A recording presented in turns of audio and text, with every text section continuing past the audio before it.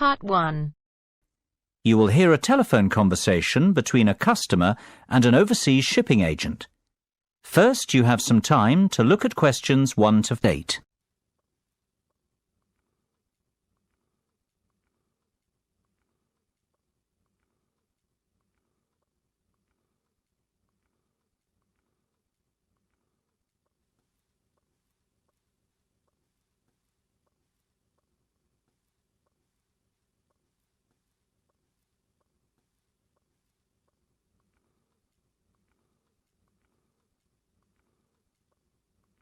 You should answer the questions as you listen, because you will not hear the recording a second time. Listen carefully and answer questions 1 to 8. Good afternoon, Denham's Shipping. How can I be of service? Well, I wish to inquire about sending a container of personal items from the UK to Ireland. No problem. Would you like me to give you an estimate of the cost? Yes, please. Well, first of all, may I take your details? Of course. My name's Tim Lafferty. Could you spell your surname for me, please, Tim? Yes, it's Lafferty. L-A-F-F-E-R-T-Y. Thank you, Tim. Now, where would you like us to pick your container up from? My university, if possible. OK. Let me make a note of the address. It's Abbeyfield University. Is that A-B-B-E-Y-F-I-E-L-D? That's right. Park Street, Brighton. Perfect. And may I take down your postcode too? It's BR8 9P3. Great. Thank you, Tim. Have you the container's measurements? I do. It's approximately 2.5 metres long by 1.25 metres wide. I see. Quite a big one then. Indeed. And the height? I make it 1.20 metres deep. So that's 2.5 by 1.25 by 1.2. Right. And what will actually be in the box, Tim? Oh, mostly old uni books. OK. And some music albums. Anything else? Yes, a little bit of stationery. I see. And could you put an estimate on the value of the items? The books are quite valuable. They're worth around £1,800. The music albums, maybe half that, say £900. And you can put the stationery down as £300. Before listening to the rest of the conversation, you have some time to look at questions 9 and 10.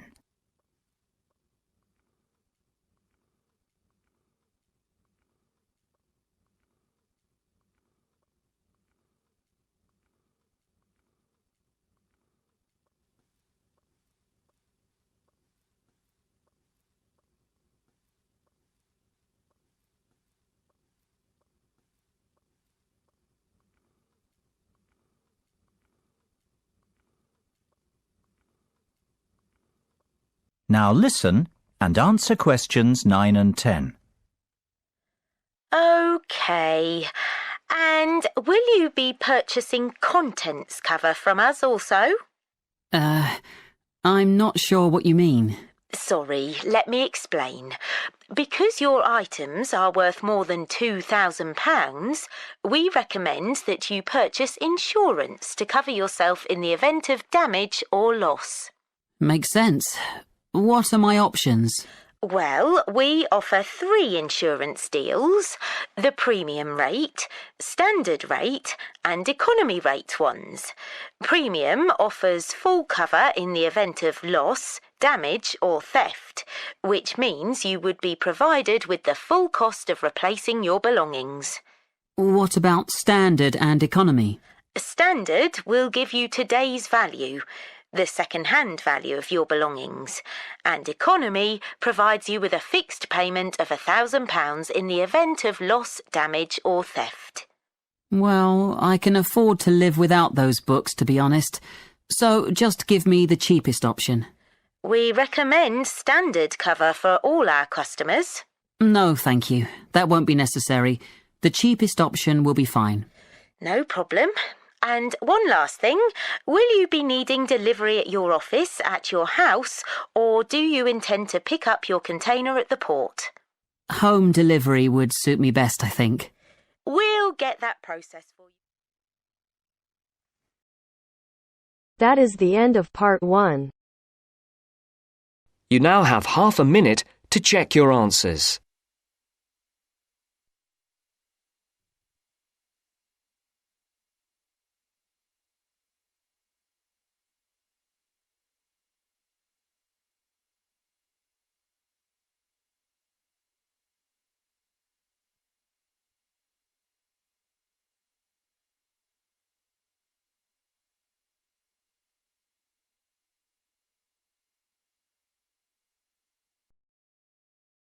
Now turns to part 2. Part 2. You are going to hear a guide named Matt who is introducing their trip in Wildlife Haven. Now you have some time to look at questions 11 to 15.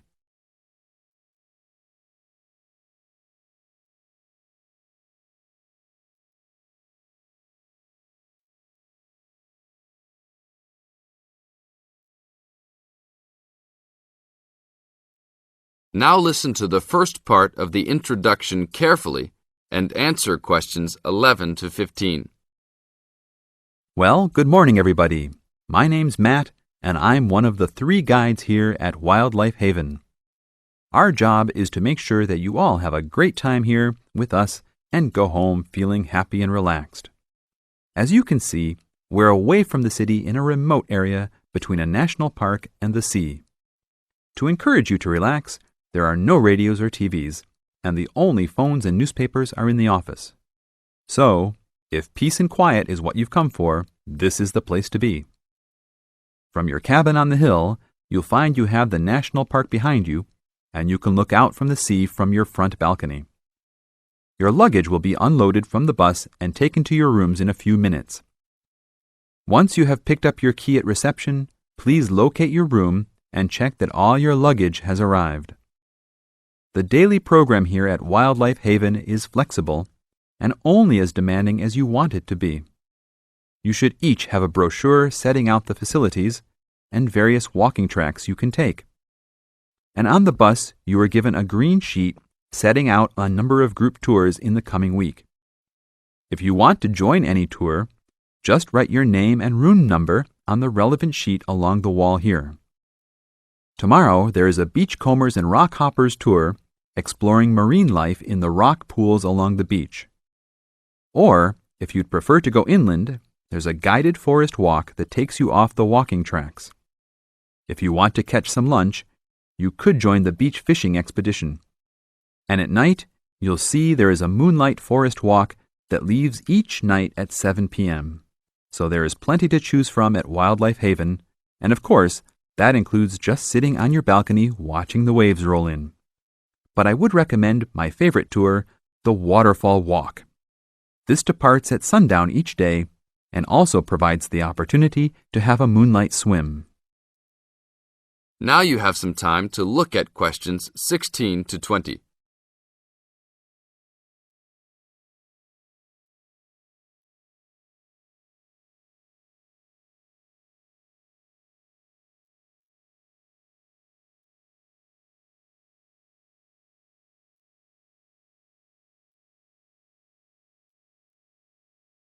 In the second part of the introduction, you are going to get some advice from Matt.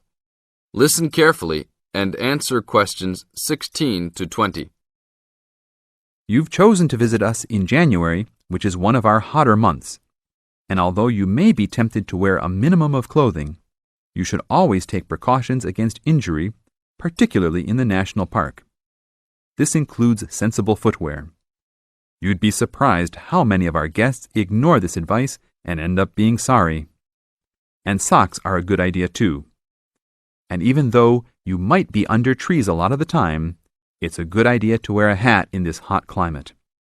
There's no need to be too concerned about walking in the national park, provided you use common sense. It's true that there are poisonous spiders in the park, but they are really more frightened of you than you are likely to be of them. I should also warn you against eating any wild berries. Some are edible, but you should avoid them all. We'll provide all the food you can eat. Well, that's about all for now. Dinner is from 6 to 8 p.m. in this building.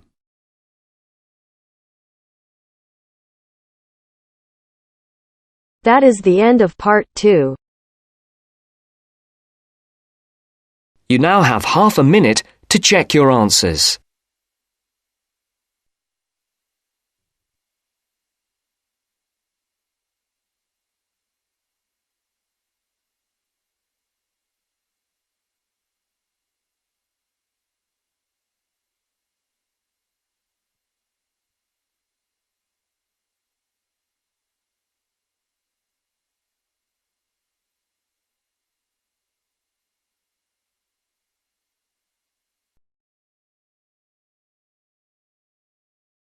Now turns to part 3.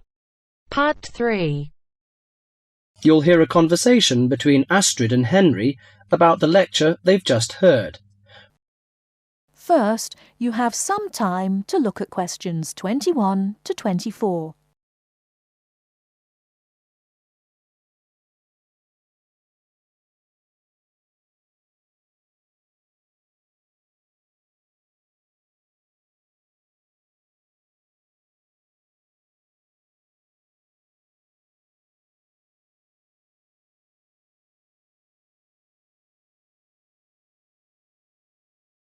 Now, listen carefully and answer questions 21 to 24. Henry, don't you think Dr. Adams' lecture was really very good? He could talk about the telephone directory and make it interesting. All his lectures are like that, Astrid. He's just one of those people. I wish we had him as our tutor. I bet you that he is very demanding, though. Boris is in his tutorial group and agrees that he is brilliant, but he puts them under a lot of pressure. But don't you think that's good? Perhaps. Anyway, he's interesting and rather funny. Did you take lots of notes in the lecture? Yes, actually I did. In fact, several pages. I didn't think I had taken so many. I was that busy listening to what was being said that I didn't take many notes. Can I photocopy yours? I don't think that's such a good idea. You won't be able to read my handwriting. And sometimes I write them in English and sometimes in Arabic. Oh, let's have a look. Wow, your notes are so neat. Well, there's not much in Arabic. There is on this page. Yes, there is. Dr. Adams would be pleased to see this, especially given what he's talking about. Before you hear the rest of the talk, you have some time to look at questions 25 to 30.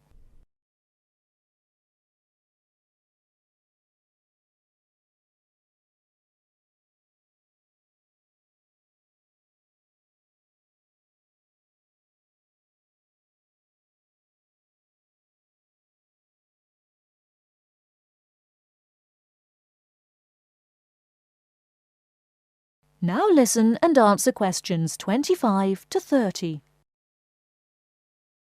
Don't you keep careful notes? Sometimes. It depends on the lecture. I don't think I'll forget Adams's lecture today, but some of the details will fade. I type up everything afterwards, so you can have a copy then, and you can fill in anything I've missed. I'm not so good on the broader concepts. I'm better when it comes to detail. Just what Adams was talking about. Well, I am definitely a detail person. I need to have everything written down before I can get the concepts clear in my head. And I am the complete opposite. I find all the detail clutters up my mind, and I get very frustrated, which was just what he was on about. He mentioned a book he had written. He mentioned several. The one on space and the individual. Yes, called My Space. It's on the book list. So it is. I think I'll get that out of the library, or get my own copy. Did you get what he said about spatial awareness? I didn't really. Yes, it was fascinating. I can't be as eloquent as Adams was, but I know several people who are frighteningly intelligent, but they have difficulty reading simple directions, even when getting to places that they know very well. I find that difficult to understand. Everyone learns the way to walk to the shops and things like that. You mean just the way people learn spelling? You know, people misspell words, make mistakes in countless areas of their lives, and going in the right direction is just the same. Remember what Adam said about the number of people who cannot tell left from right, north from south, and so on? Do you know which way is north? It's that way. You see, I couldn't have told you that. Really? I haven't a clue which way is which. That's why I'm always getting lost when I go out on my bike. And put me in a completely new place and I am totally lost. What about maps? Oh, I'm hopeless at reading them. But then you're brilliant at writing essays and getting all the ideas down in the right order, and I don't know where to start. Again, just what Adams was talking about. What we need to do is combine our skills. You teach me to cope with detail, and I'll teach you how to string concepts together. Okay, we can do that. That is the end of part 3. You now have half a minute to check your answers.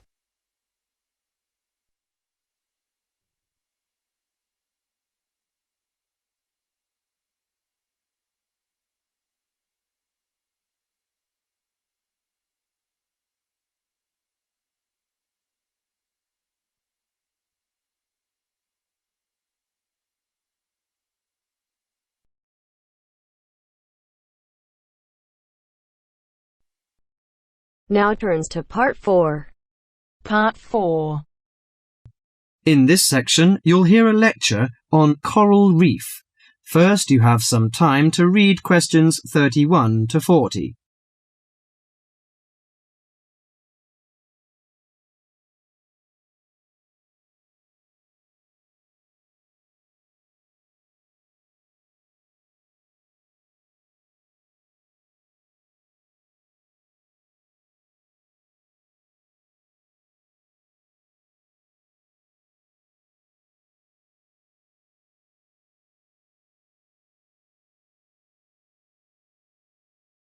Now listen carefully to the lecture and answer questions 31 to 40.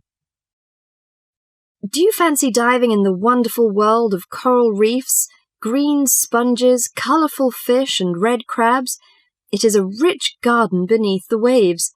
But how much do you know about the corals? Are they animals or plants? What are the threats to coral reefs? Today, Mr. Tim Harford, Executive Director of the Coral Reef Alliance, is going to introduce the facts about coral reefs. Good afternoon, everyone. Coral reefs are one of nature's most magnificent creations.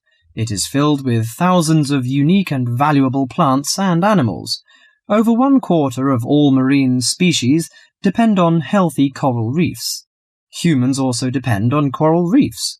These marine ecosystems are the primary source of food and income for millions of people, a vast repository of valuable chemical compounds and medicines, and a natural wave barrier that protect beaches and coastlines from waves and storms. Coral is actually the exoskeletons of coral polyps. Made from limestone, these skeletons build up over time, forming the reef. New corals are born each April. At a certain hour, on a certain night, mature corals suddenly release clouds of eggs and sperm into the sea. After the fertilized eggs take root on the seafloor, they can grow up to 15 centimeters per year. Coral reefs are present in the waters of over 100 countries. These are warm, 18 to 29 degrees centigrade, shallow, sunny regions primarily between the tropics of Cancer and Capricorn. Only clear, warm salt water can support a coral reef. And because sunlight is crucial to the reef's survival, the water must also be shallow.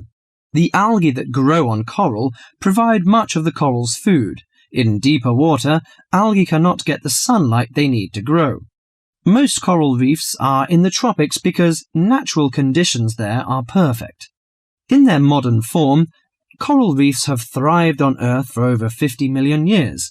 In recent years, however, more than 11% of the world's reefs have been lost, with another 16% severely damaged during the El Niño event in 1998.